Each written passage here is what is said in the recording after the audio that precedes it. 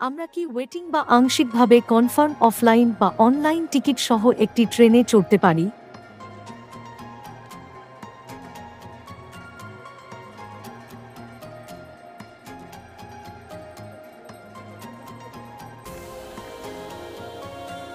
দয়া করে আমাকে আপনার টিকিটটি দেখান। এই নিন আমাদের টিকিট, স্যার। স্যার, আপনার টিকিট ওয়েটিং লিস্টে আছে। তাহলে কি আমাদের ট্রেনে উঠতে দেওয়া হবে না? না ম্যাডাম, রেলওয়ের নিয়ম অনুযায়ী কাউকে কনফার্ম টিকিট ছাড়া ট্রেনের রিজার্ভ কম্পার্টমেন্টে উঠতে দেওয়া হয় না।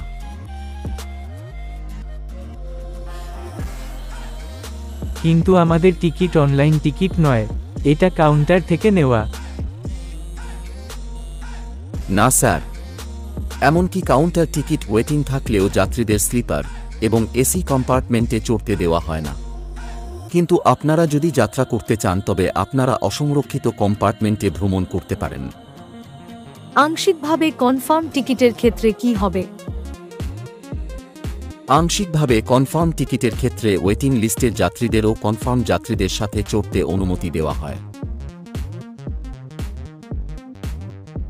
অনলাইন ওয়েটিং প্যাসেঞ্জারের জন্য নিয়ম কি?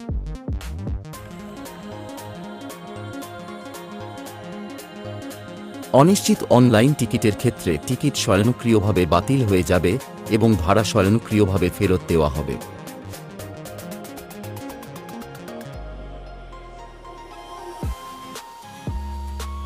আপনার সাহায্যের জন্য ধন্যবাদ স্যার। আপনাদের সাহায্য করতে পেরে আমি আনন্দিত।